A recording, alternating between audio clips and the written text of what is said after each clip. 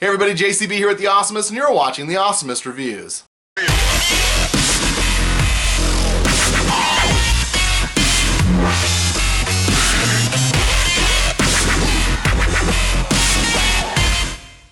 So as you know, I like to review products that are a little bit off the beaten path. There are a million YouTubers out there reviewing the latest iPhone or the newest camera, but what about those odd little gadgets and gizmos that seem too cheap to be good or too good to be true? Those are the products I am interested in. Today I'll be reviewing a controller. You see, a little while ago, me and my brother decided we were going to play each and every Mario game in sequence to 100% completion.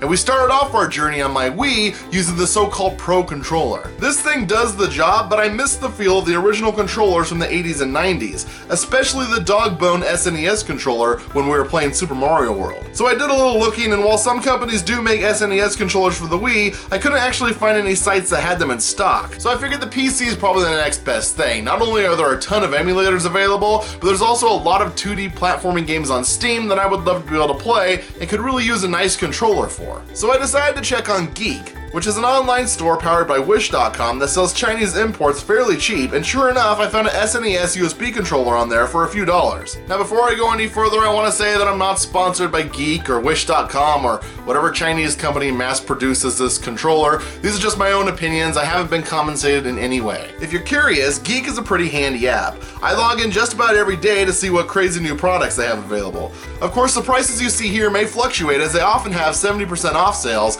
and sometimes the price just changes for no reason. This really does sound like a commercial, but I promise you it isn't. In fact, you'd be wise to choose your purchases on Geek very carefully. I bought this 128GB micro SD card on there. It turned out to only be 8GB. It says 128GB on the card, and when you plug it into your PC, it'll say it has 128GB available, but if you try to copy a large file to it, it just overwrites itself 8GB at a time until the file has finished copying, and you end up with only the last 8GB of your 20GB file. So buyer beware. Needless to say, I was curious if this controller would actually do what I needed it to do, or if I would just end up with an SNES controller casing and a USB cable sticking out of it. So in addition to all the products being cheap Chinese knockoffs and some of it being downright fraudulent, you have the added bonus of it taking at least 3 weeks for anything to actually get to your door. But once this controller did, I was excited. It looks just like the old SNES dog bone controllers, and it feels pretty authentic as well, which is nice because I remember a few third-party SNES controllers back in the 90s that were sold in stores but never felt right.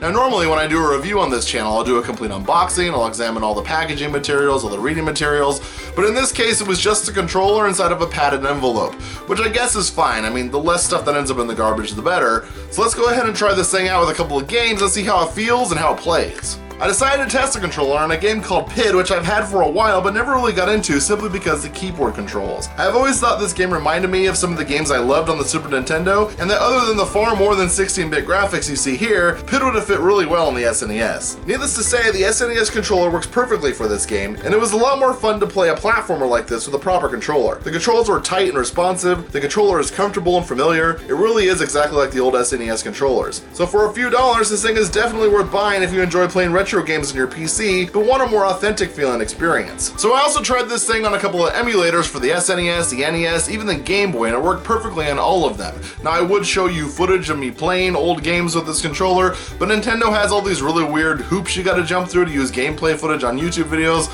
and I just don't want to deal with all that. So sorry Nintendo, no free advertisement for you. But I do, however, recommend you download PID. It's a great platformer with a neat little gimmick you'll definitely enjoy. So that's my review of this knockoff SNES USB controller. For the few dollars that it cost, it was definitely worth every penny. It worked wonderful. I definitely recommend you pick one up, and it's a nice surprise from a store that's kind of hit and miss with its products. Now I also did order a GameCube controller because me and my brother are about to try to 100% Mario Sunshine, but I haven't tried it out yet, and I'll make sure to let you know what the verdict is on that one in another video. Until then, be sure you like, comment, and subscribe, and until next time, keep being awesome.